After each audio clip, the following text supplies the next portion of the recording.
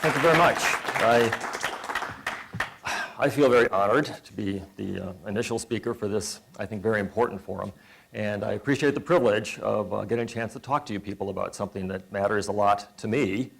And it's funny that I find myself kind of nervous and anxious about this. I am a blatherer by trade. I talk all the time. And yet when I find myself talking about animal welfare issues and animal research, it just sort of goes up a notch, and I find myself much more emotional about it than when I'm teaching just generic neuropathology or neuroanatomy.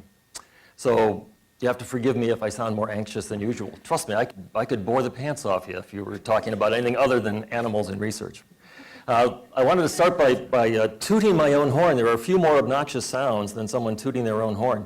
And so I blame this on my wife because she was helping me prepare this, and she said, first of all, you have to show them your credentials. And I said, but that's very self-aggrandizing, and it's kind of embarrassing. And she goes, trust me, no one will pay any attention to you unless you establish your credentials. I'm married to you, and I don't pay any attention to you. So you have to tell them why you have an opinion about this as a result of your life experience in research and in medicine. And I was having a discussion with some members of the panel earlier about words and how important words are. And I'm kind of a word nut, as a matter of fact. And it's probably because I was a literature major. And so words are a big deal to me. And I always teach by going back to the etymology of words. And I always say if you have to have a conflict about what a word means, we'll go to the dictionary. And Noah Webster is trump in what a word actually means. The interesting thing about words, of course, is that words don't just describe reality. Words create reality. And people know that, and they try to frame arguments, and they try to influence conclusions by the way words are used. So we have to be very careful about words. But I'm going to be using some words today that will be, some people will say, are inflammatory or emotional. And so every time that happens, we're going to go back and touch base with what the dictionary definition is and see if that is a valid application of the word. The thing about credentials, I like credentials. They get you a job, and then they get you promotions and all. But every once in a while, they take you to strange places like Madison, Wisconsin in the dead of winter. And the reason I got involved in animal issues is some medical students initially came up to me when I was teaching medical students. And I also practice medicine. And these students at UCSD, and all of the stuff I'm talking about that I can vouch for is from UCSD. I have reason to believe that much of it is similar to what goes on at the University of Wisconsin. But I want to stipulate that I can be an expert on the University of California use of animals and a couple other contexts. And I will defer to local authorities as to whether that applies to what's going on at the University of Wisconsin. Anyhow, at UCSD, some medical students came up to me and they said, you make no secret of your affection for dogs. Do you know that they're still killing dogs in freshman physiology and pharmacology? And I said, no, I didn't know that. And then they asked me, well, you practice medicine. They tell us that you need to kill these dogs in order to be a doctor. And we want to know if that's true. And I said, no, it's clearly not true. And one of my guilty secrets in the past is when I was a medical student, I killed dogs. I killed a dog in physiology. And I killed another dog in surgery because they told me to do it. And I was just too gutless to stand up to authority figures at the time. And now that I've been practicing medicine for a long time, I realized how unnecessary that was. I often get stumped by a diagnosis. I do clinical pathology. I look at brain tumors from all over the community and even all over the world, actually. So I'm something of an expert in brain tumors, and sometimes I get a brain tumor and I don't know what it is. And I have to show it to colleagues and do special stains, and I have to weasel and equivocate. I've never been in a clinical situation where I thought if I'd only killed more dogs, I'd be able to help this patient. So I told the students, no, you don't need to kill dogs to be a doctor, but don't take my word for it. So we organized a Doctors Against Dog Labs, and we got 300 San Diego physicians to sign a petition urging the physiology and pharmacology faculty not to kill dogs. We said, we're doctors, we know you don't need to do this, don't kill the dogs. But they were PhDs, and they thought they knew what it took to be an MD, and we said, you know, you're not even doctors, not real doctors, no offense, but you don't practice medicine, and it got to be a big brouhaha. So that's how I got started in animals. And then some notoriety came from that, and I was contacted by an animal welfare group that asked me to look at a grant that contended it was going to help find the cause and cure of Alzheimer's disease. And it was a primate vivisection grant. And it had to do with looking at visual pursuit, smooth visual pursuit, and the vestibulo-ocular reflex. And I'm going to talk about that at some length because I got a copy of the grant and I read it. And I realized they had to work hard to find a system less related to Alzheimer's disease than the visual vestibulo-ocular reflex and smooth visual pursuit. It has nothing to do with Alzheimer's disease. So I went up to San Francisco and tried to persuade their board of supervisors to prohibit this particular experiment that was going on at UCSF. It's a funny paradox. The two places that I always think of as the most liberal, the most knee-jerk liberal places are the People's Republic of Berkeley around San Francisco and the People's Republic of Madison. And those are the two places where they do the most primate vivisection. That seems very odd to me.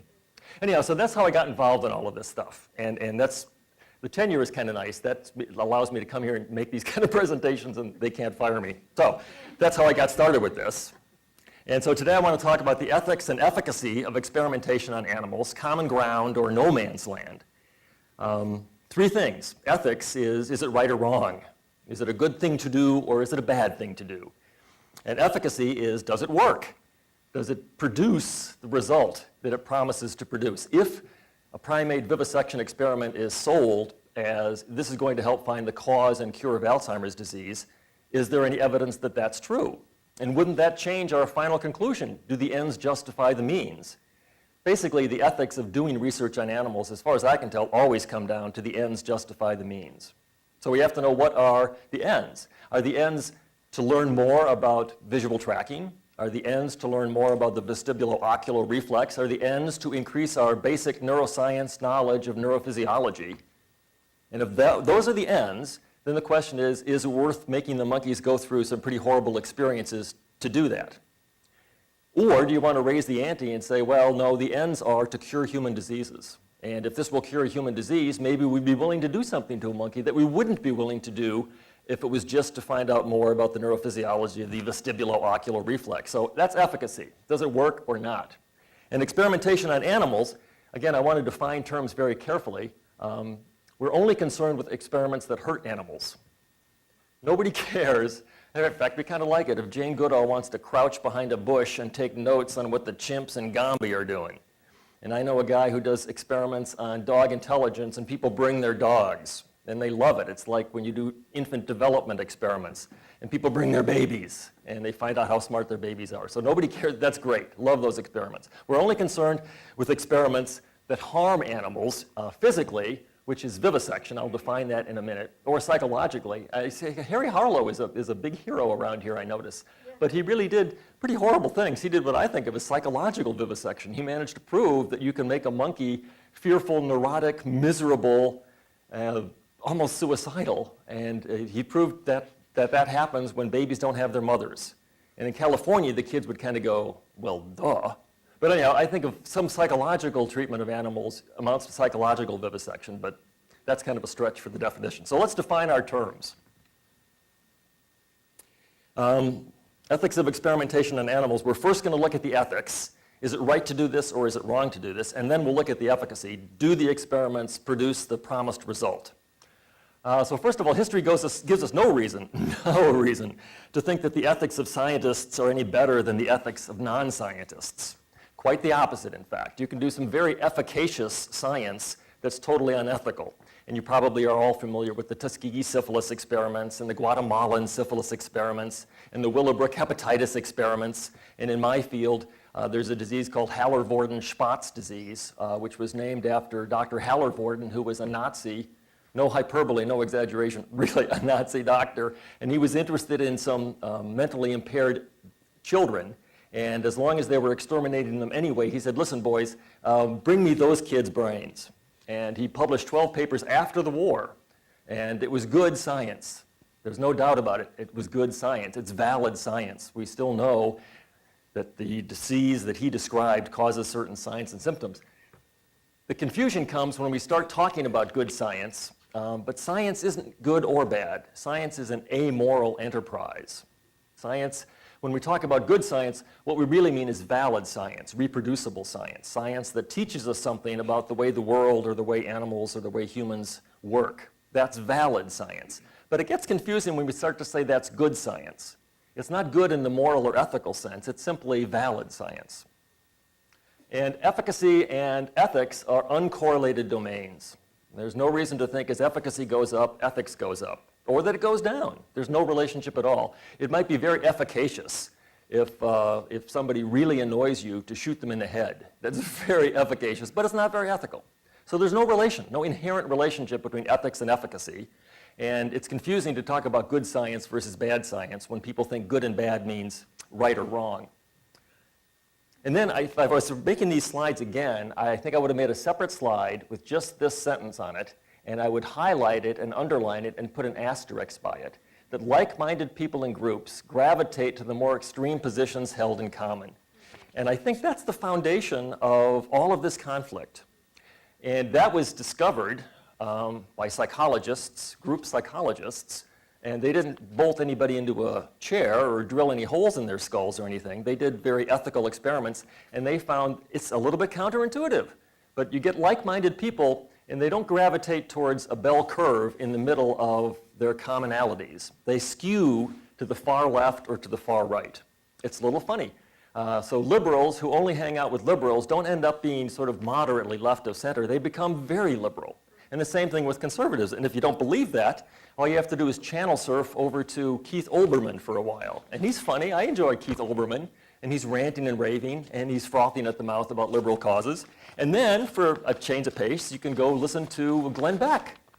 And you realize, oh my God, like-minded people in groups gravitate to extreme positions. And they've lost their reality testing.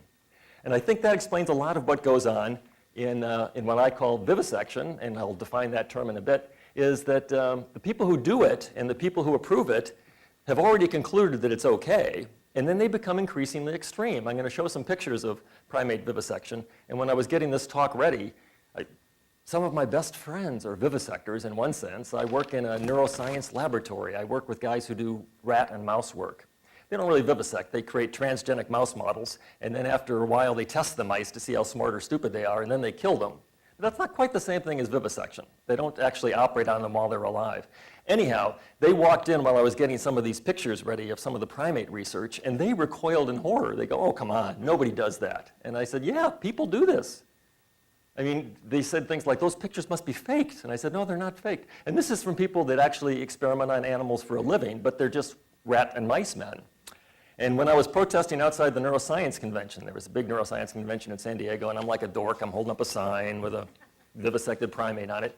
It was surprising how many of the neuroscientists who would come by and they'd say, geez, that's terrible. I only use rats and mice. I'd never do such a thing.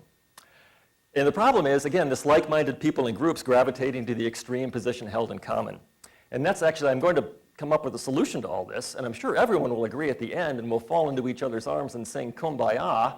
I think ethical determinations about doing science should not be left to the scientists, because the scientists are the least qualified people to make ethical determinations. Their ethics are no better than ours.